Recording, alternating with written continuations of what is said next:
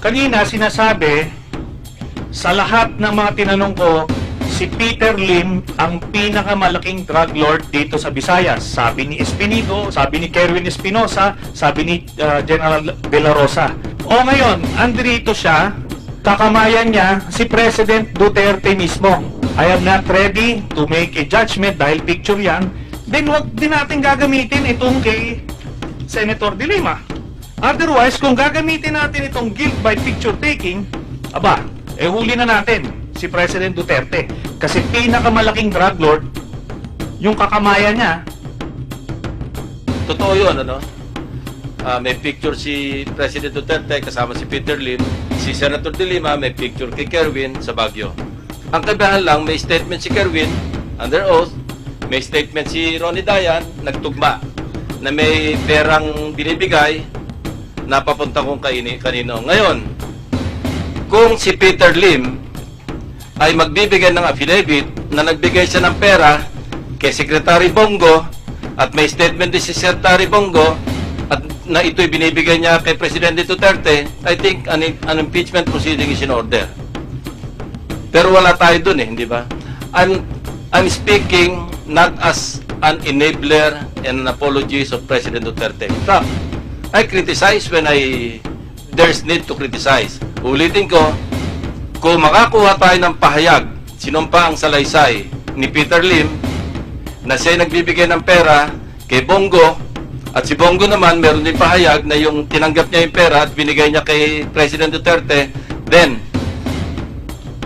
mag-impeach yung House, ako mismo, I can tell you right now, I will vote to convict President Duterte if and when the impeachment is transmitted to the Senate. Pero walang ganun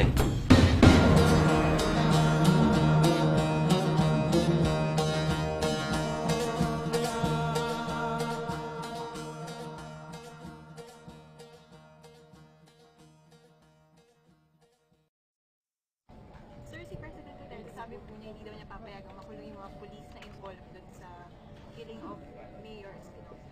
Yung statement niya na yan ang nagpapatunay na siya ang mastermind sa pagpatay ni Mayor Espinosa. Kasi konektado, no? Siya yung tumawag ng pagpa-reinstate, tapos at ito nga, ina-arbor niya to make sure na yung mga taong inutusan nila ay hindi makulong. At maganda yung statement yan kasi that's going to be used as evidence against him. Senator Trillanes is recognized. Maraming salamat, Mr. Chairman. Ang una ko itatanong is si Mr. Kerwin Espinosa. Dun sa testimony mo last time, sinasabi mo, paano mo na-contact si Mr. Dayan? Siya po ang tumawag po sa akin, Your Honor. Ha? Paano mo siya na-contact? Nakatanggap lang ako ng tawag na galing sa kanya, Your Honor. So walang nagbigay sa iyo ng number? Walang nagpakilala sa iyo? Meron po, Your Honor. Oh, yun. Sabihin mo lang. Si Sir Joby Espinido po, Your Honor. Yun ang sinasabi mo, siya ang nag-endorse kay Mr. Dayan. Wala pong sinabi na pangalan, Your Honor. May tatawag lang daw sa akin na driver bodyguard. Okay. Chief Inspector Espinido, do you confirm that? Good morning, Your Honor. No, Your Honor. No, hindi totoo na ikaw nagpasabi kay Kerwin Espinosa. Hindi totoo, Okay. Your Honor. Mr. Dayan, kilala mo ba si Chief Inspector Espinido? Hindi po, Your Honor. Hindi. Okay, so, alam mo, Kerwin, ito lang sasabihin ko sa inyo lahat. Pag nagpalit ng administrasyon, magbabago rin yung statement nyo. Huwag nyo kasing iisipin na yung mga nakapwesto ngayon ay habang buhay nakaupo dyan. Okay? Yun lang ang tatandaan mo. Okay, ngayon, sinabi dito na November 2015, kayo nagkita ni Mr. Dayan tsaka ni Senator De Lima sa Baguio. Ganun ba? Yes po, Your Honor. Okay. Mr. Dayan, sinasabi mo 2014. Yun po kasi tanda ko, sir, na tawag. Totoo bang nagkita talaga kayo nito ever? Opo, Your Honor. Okay, 2014, sigurado ka dyan. Yes, sir. Kailan kayo nag-split ni, Senator De Lima? Sir, Kailan kayo naghiwalay? 2015 po. Bali, Anong buwan? Mga last week of February, sir. Last week of February. After nung February 2015, asan ka na? Nasa Pangasinan na po. Wala ka na ba sa DOJ? Wala na po. Okay, wala ka na. So bakit ka ngayon pagkakatiwalaan kung split na kayo? Okay, wag mo muna sagutin yan. Ngayon punta na tayo dito sa kay Espinito. Ay dito sa Baguio. Yung sa Baguio kay Mr. Ram, Espinosa. So Ram, magsasabi ka ng totoo, ha? Nakita mo ba to si Mr. Dayan? Hindi po, Your Honor. Hindi. Walang na-mention si Kerwin Espinosa tungkol kay Mr. Dayan? Wala po, Your Honor. Wala. Okay. Ikaw, Kerwin, nagkita kayo. Saan kayo nagkita ni Senator De Lima? Sa Burnham Park Sa po, Your Burnham Honor. Park kayo nagkita. Saan kayo kamo nagpalitan ng pera? Sa parking lot po ng Burnham Park, Your Honor. Parking lot ng Burnham Park. Sa loob ng kotse, sa labas ng kotse, saan? Sa loob po ako ng kotse, tapos Ano yung kotse mo? GL Grandia. Van po, Your Honor. Grandia. So do you confirm that, Mr. Dayan? Ano po yun, sir? Na saan mo nakuha yung pera? Sa Baguio. Sa parking lot po, sir. Saan parking lot?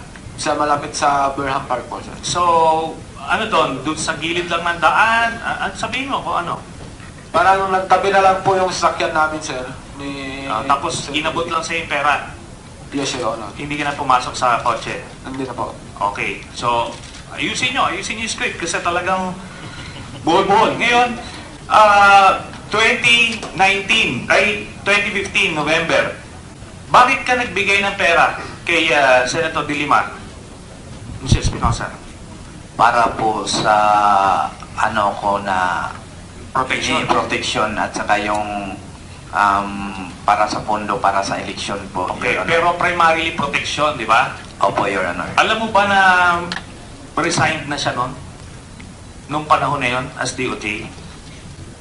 Wala po akong Hindi mo alam? Your Honor. Okay. Paano ka po proteksyonan, hindi na sekretary ng DOJ, si Senator De Lima? Di ba? Okay, ngayon, ganito yan. Ikaw, drug lord ka, makikipagkita ka sa politiko, doon kayo sa Burnham Park. Ha? Alam mo, pagka ang politiko pumunta ron, mga panya, kahit 1,000 tao magpapapicture sa amin. Hindi kami nag-i-screen na, teka muna, ano ba ito? Background check, walang ganon. Kung sinong lumapit, popost ka, pipicturean ka. Kung ganito ang magiging basis natin ng guilt, na sasabihin natin na drug lord o drug cuddler, wala na magpapapicture na politiko. Kasi dito pa lang, paglabas namin, nagpapapicture na lahat eh. Di ba? Hindi pwedeng ganon. Kung totoo yan, sinasabi mo, magkikita kayo sa isang lugar, mag-uusap man kayo, hindi ka magpapapicture sa isang drug lord. Ha? Common sense. Alam mo yung problema dito sa script na ginawa nyo? Kulang eh. Tapos ito si Chief Inspector Espinido, na siyang ginagawa niya yung trabaho niya, nilaglag mo siya kasi may galit ka sa kanya. Walang koneksyon eh. Kaya kailangan mo sabihin eh. Sisirain mo yung pangalan ni Chief Inspector Espinido. Kaya sabi ko, Kerwin, alam mo, itong mga, dito sa affidavit mo, maliwanag na mili ka eh kung sino ilalaglag mo eh. Sino yung poproteksyonan mo, sino yung ilalaglag mo. Alam mo doon sa affidavit mo, si Senator De Lima lang yung idinawit mo. Kasi madali siyang ilaglag. Proteksyon, sabi mo, kaya ka nagbibigay. Pero yung mga politiko doon sa lugar mo, wala kang binigay.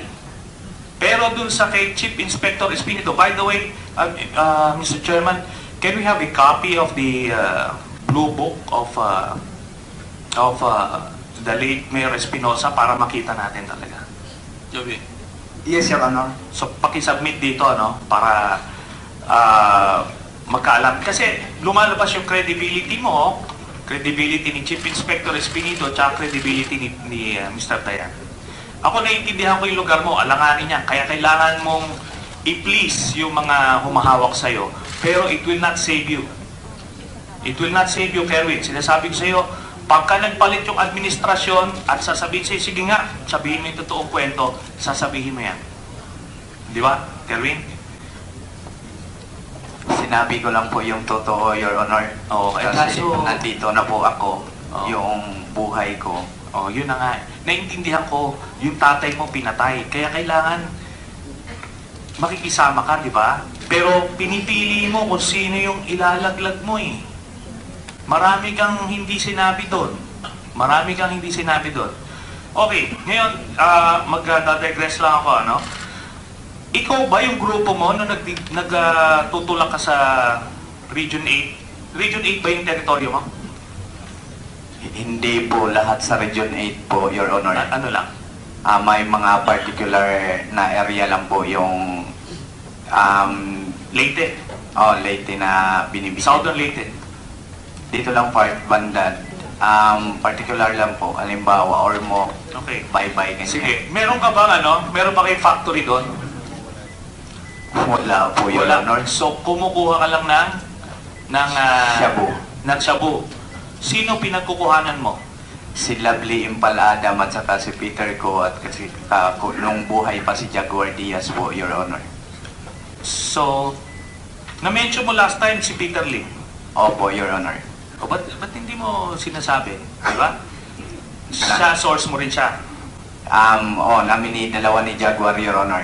Silang dalawa ni Jaguar ang source mo. Opo, Your Honor. Si Peter Lim tsaka si Jaguar yung namatay. Opo, Your Honor. Okay. Kilala mo ba to si Governor Kua ng Catanduanes? Hindi po, Your Honor. Hindi. Okay, may nahuli just recently na pinakamalaking shabu factory sa Catanduanes. Ito yung kaya ko dinadoubt din yung sincerity nitong drug war na ito. Dahil yung mga malalaking drug lords na pinapangalanan hanggang ngayon untouched. Hindi ginagalaw, hindi iniimbestigahan. So may nahuli dyan under the care nito ni Governor Kua at nung Birac Mayor Lainez. Sila ang nag-supply. Grabe yung supply nila. Hindi nga na may mention even ni President Duterte. Ngayon, ito kasi si Kerwin, sa tingin ko rito, ano ka lang eh, distributor ka lang eh. Di ba? Masabi mo bang ano ka? Yes po, Your Honor. Binabagsakan ka lang, ikaw nagbebenta, so ganun ang kalakaran sa'yo. Binabagsakan ako tapos ibabagsak ko din sa mga tao ko, Your Honor. Okay. So,